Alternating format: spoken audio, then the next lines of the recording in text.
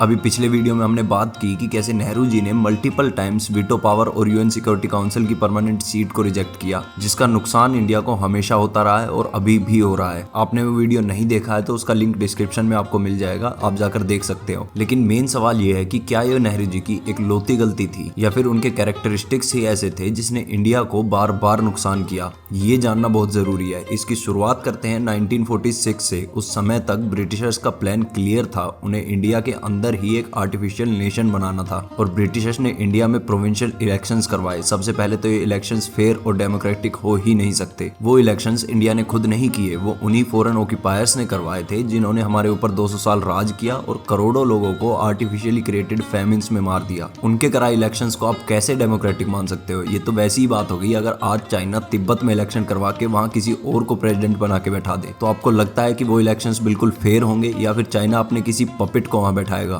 और ऊपर से 1946 इलेक्शन में सिर्फ इंडिया की 13% पॉपुलेशन ने पार्ट लिया था। तो इस इलेक्शन का सिर्फ एक ही मकसद था कि अपने इन्फ्लुएंसेस के हाथ में पावर ट्रांसफर की जाए। खैर, इस इलेक्शन में कांग्रेस ने 900 प्लस सीट्स जीती और ये क्लियर हो गया कि जो भी अब कांग्रेस का प्रेसिडेंट बनेगा वो ही आजाद भारत का पहला प्रधानमंत्री भी बनेगा। फिर अप्रैल 29, 1946 को सरदार पटेल ने कांग्रेस प्रेसिडेंट का इलेक्शन जीता, वो भी 12-0 से। लेकिन गांधी जी ने पटेल को कहा कि आप अपना नॉमिनेशन वापस ले लो और सरदार पटेल ने उनकी बात मान ली और नेहरू जी फिर कांग्रेस के प्रेसिडेंट बने और आगे चलकर आजाद भारत के पहले प्रधानमंत्री। और उन्हीं की लीडरशिप में 15 जून 1947 को नेहरू और कांग्रेस पार्टी ने पार्टीशन के फेवर में वोट किया और 14 अगस्त 1947 को भारत की जमीन को अलग करके पाकिस्तान बना दिया गया और अगले दिन इंडिया को डोमिनियन स्टेटस मिला, जहां पर इंडिया के head of state king George 6 रहे। उसके बाद नेहरू जी ने सिंगल हैंडेडली कश्मीर डिस्प्यूट को जन्म दिया। कश्मीर के राजा हरि सिंह ने कश्मीर को इंडिया में मर्ज होने का ऑफर सबसे पहले जुलाई 1947 में दिया,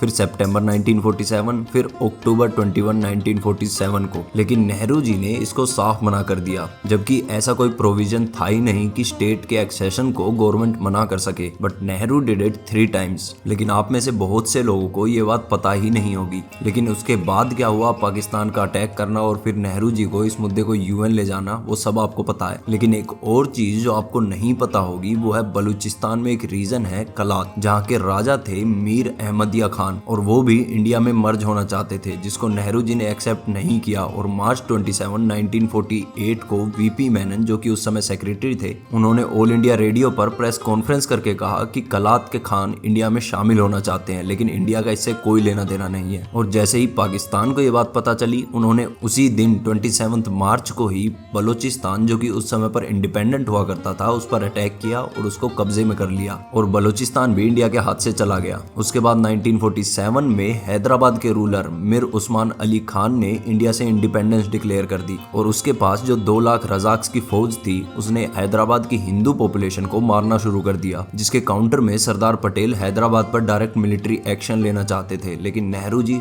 फिर से कश्मीर वाली गलती दोहराना चाहते थे। वो चाहते थे कि इस मुद्दे को भी यूएन सिक्योरिटी काउंसिल में पीसफुली हैंडल किया जाए और इसी डिस्प्यूट के चलते नेहरू जी ने सरदार पटेल को एक कैबिनेट मीटिंग के दौरान बेइज्जत करते हुए एक कंप्लीट कम्युनिस्ट भी बुलाया, जिसके बाद से सरदार पटेल कभी भी कांग्रेस की कैबिनेट मीटिंग में दोबारा नहीं आए। पर उन्होंने हैदराबाद को लिबरेट करने के लिए मिशन पोलो लॉन्च किया और हैदराबाद को 5 दिन के अंदर ही लिबरेट कर दिया गया। लेकिन अगर सरदार पटेल न होते और हैदराबाद का इशू भी नेहरू जी यूएन ले गए होते तो हैदराबाद भी आज दूसरा कश्मीर बन जाता। और आपको एक और चीज पता है कि बलूचिस्तान का ग्वादर पोर्ट, जो कि चाबहार पोर्ट से सिर्फ 200 किलोमीटर दूर है, और चाबहार पोर्ट इंडिया के लिए स्ट्रेटेजिक इंपॉर्टेंस रखता है और इंडिया की उस रीजन में शुरू से ही काफी मूवमेंट भी रही है। लेकिन ये जो ग्वादर पोर्ट है, इसको 18th सेंचुरी में उस समय के बलूचिस्तान के किंग ने ओमान के राजा को गिफ्ट किया था और 1947 के बाद भी ग्वादर पोर्ट इंडिया के एडमिनिस्ट्रेशन के अंडर था, क्योंकि ओमान और इंडिया के शुरुआत से ही काफी अच्छे रिलेशंस रहे हैं। और 1948 में ओमान के सुल्तान ग्वादर पोर्ट को इंडिया को देना चाहते थे, लेकिन नेहरू जी ने कहा कि इंडिया इसको डिफेंड नहीं कर पाएगा और फिर मजबूरन ओमान के सुल्तान ने ग्वादर पोर्ट पाकिस्तान को $3 मिलियन